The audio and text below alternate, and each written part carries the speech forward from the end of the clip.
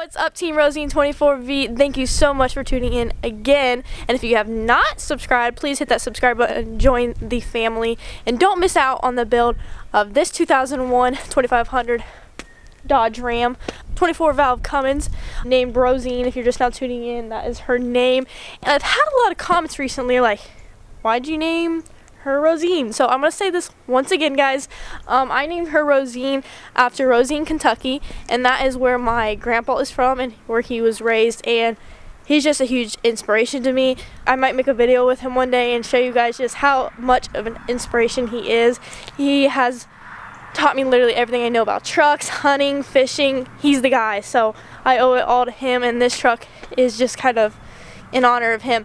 But anyways, as you can see behind me, if you can, I don't know, but she actually got those wheels and tires that we got all put together at the shop in the previous video. If you have not seen that video, go see that video. But today, we are going to reveal these wheels as well as lifting her. So that is what you guys all have been waiting for. That's what I've been waiting for, is to put on this 5-inch lift. So here it is with the wheels and tires. Thank you, Anthem, again, for hooking me up with these wheels. I love them. They look so good, and I love the aggressiveness of these tires. I sure miss these when I had my 20x12s on there with Federal mud trains. Those are 35s, and I just honestly really miss those, and having these back gives me that stance that I truly missed. And I think this 5-inch lift is just going to be the cherry on top.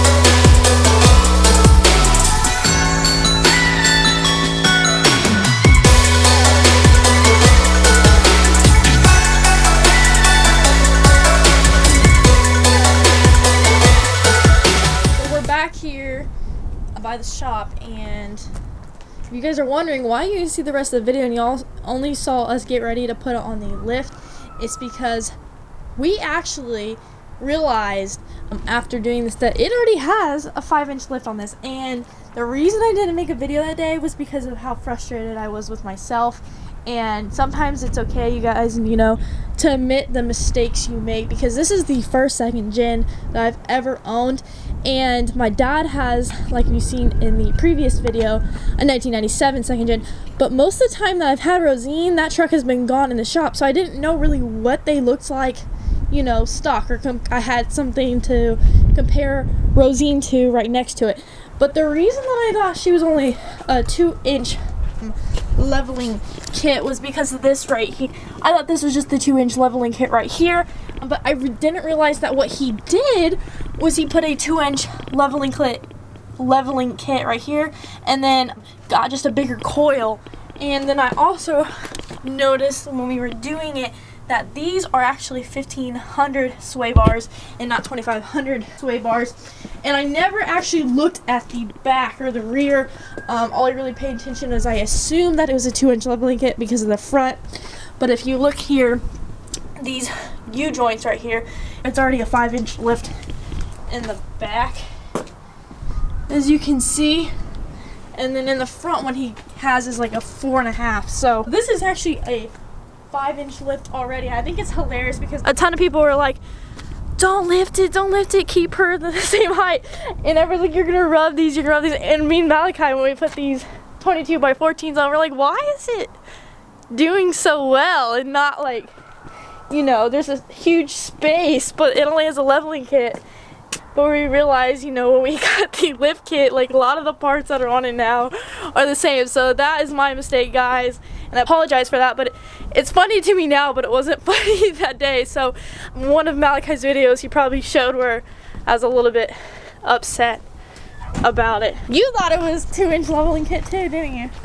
I didn't think anything of it, but the reason for that is it's not an out-of-the-box kit. And I know there's some people that are like, oh, well, second gens already have blocks from the rear. You're right, they do have blocks from the rear. But this truck, the way it's able to clear these 34s on 22 by 14s and 15 wide tires, you can't clear those on only 2 inches of front level. And I know some guys are like, oh, no, it's not lifted 4 inches in the front, it is only leveled. You would not be able to get a turn and a half out of an only level truck on that setup, and it almost fully clears it. Like, she could daily this and they clear just as good as her other setup did freely. So I mean, it's, if you look at the front, the reason why it doesn't look like it's aftermarket, if you look at these coils, like showing these, if you look at how clean these coils actually are, like look at how nice and clean these are. Yeah, that's what I was telling them. And look how shiny those are. I didn't realize you could just get a bigger coil. See, I don't think people are like, I saw some people saying, oh, well, the rear blocks are already, you know, they already have rear blocks in these trucks, which they are right, but these rear blocks are a little bit different. And then also, this coil is not factory. If you look at this coil, it's shiny, it looks brand new, and then if you look at the rest of the truck, it's wore down at a completely different stage. So, just so you guys can see. And then also, it's got this spacer. So what Devin was saying is he's probably got just a 1 or 2 inch higher coil with a 2 or 2.5 inch spacer. And then he's got factory upper and lower control arms, which is why the gap right here is so small and the gap up here is so big. I think there's about 6 or 6.5 inches of gap between the front tire, the front of the tire and the bumper, and only about 3.5 between the tire and the fender. And if you just centered that up, these wheels and tires are clear. So all we're gonna do is just get upper and lower control arms, and those upper and lower control arms are just a little bit longer, and all it's gonna do, because when you stack that coil and you stack that spacer, those upper and lower control arms don't get any taller. So when you put that on, it just slowly pulls your axle in more. The more you add on height with a factory thing, it just keeps pushing your axle back.